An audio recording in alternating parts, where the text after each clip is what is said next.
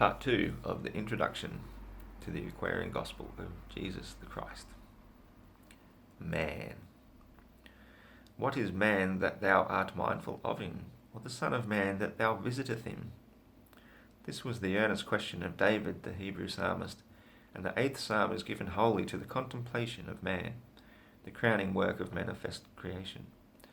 Among the many great lessons that Levi has been permitted to gather from the Akashic records, or the universal mind, we find one on man, in which his descent into physical matter and his final ascent into an eternal oneness with God is so graphically described that it certainly merits a place in this introduction, and we give it here in full. Time never was when man was not. If life of man at any time began, a time would come when it would end.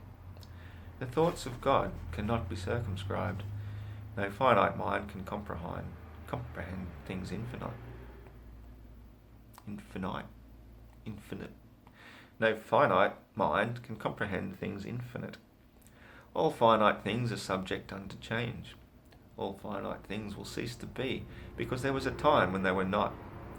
The bodies and the souls of men are finite things, and they will change. Yeah, from the finite point of view, the time will come when they will be no more. But man himself is not the body, nor the soul. He is a spirit and is part of God. Creative fiat gave to spirit man, a soul that he might function on the plane of soul, gave him a body of the flesh that he might function on the plane of things made manifest. Why did creative fiat give to spirit man a soul that he might function on the plane of soul? Why did creative fiat give to soul a body of the flesh that he might function on the plane of things that are made manifest? Hear now, ye worlds, dominions, powers, and thrones. Hear now, ye cherubim, ye seraphim, ye angels, and ye men. Hear now, O protoplast, and earth, and plant, and beast. Hear now, ye creeping things of earth, ye fish that swim, ye birds that fly. Hear now, ye winds that blow, ye thunders, and ye lightnings of the sky. Hear now, ye spirits of the fire, of water, earth, and air. Hear now, O everything that is, or was, or evermore will be. For wisdom speaks from out of the highest plane of spirit life. Man is a thought of God. All thoughts of God are infinite. They are not measured up by time, for things that are concerned with time begin and end. The thoughts of God are from the everlasting of the past unto the never-ending days to come, and so is man, the spirit man. But man, like every other thought of God, was but a seed that held within itself the potencies of God, just as the seed of any plant of earth holds deep within itself the attributes of that special plant. So spirit man, the seed of God, held deep within himself the attributes of every part of God. Now, seeds are perfect, as perfect as the source from which they come, but they are not unfolded into life made manifest. The child in utero is perfect as the mother is. So man, the seed, must be deep planted in the soil that he might grow, unfold, as does the bud unfold to show the flower. The human seed that came forth from the heart of God was full ordained to be the Lord of the plane of soul and of the plane of things made manifest. So God, the husbandman of everything that is, threw forth this human seed into the soil of soul. It grew apace, and man became a living soul, and he became the Lord of all the kingdom of the soul.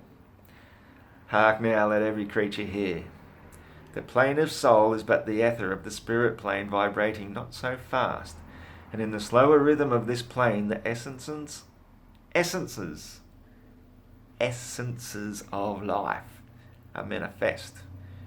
The perfumes and the odours, the true sensations, and all of love are manifest. And these soul attributes become a body beautiful. A multitudes of lessons man must learn upon the plane of soul, and here he tarries many ages until his lessons all are learned. Upon the boundary of the plane of soul the ether began to vibrate slower still, and then the essences took on a garb. The perfumes and the odours and the true sensations and all of love were clothed in flesh, and man was clothed in flesh. Perfected man must pass through all the ways of life, and so a carnal nature was full manifest, a nature that sprang forth from fleshly things. Without a foe, a soldier never knows his strength, and thought must be developed by the exercise of strength. And so this carnal nature soon became a foe that man must fight, that he might be the strength of God made manifest. Let every living thing stand still and hear. Man is the lord of all the plane of manifests, of protoplast, of mineral, of plant, of beast. But he has given up his birthright just to gratify his lower self, his carnal self. But man will full regain his lost estate, his heritage, but he must do it in a conflict that cannot be told in words. Yeah, he must suffer trials and temptations manifold, but let him know that cherubim and seraphim that rule the stations of the sun, and spirits of the mighty God who rule the solar stars, are his protectors and his guides, and they will lead to victory. Man will be fully saved, redeemed, perfected by the things he suffers on the plane of flesh and on the plane of soul.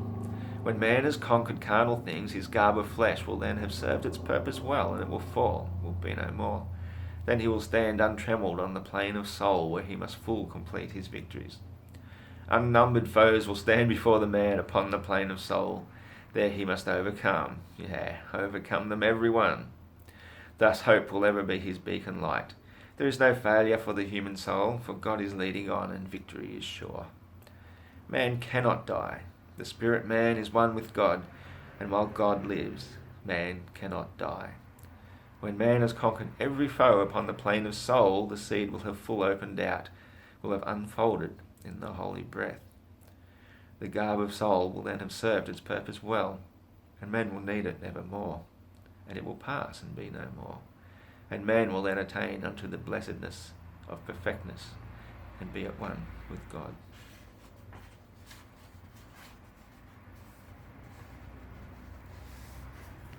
Thanks for listening.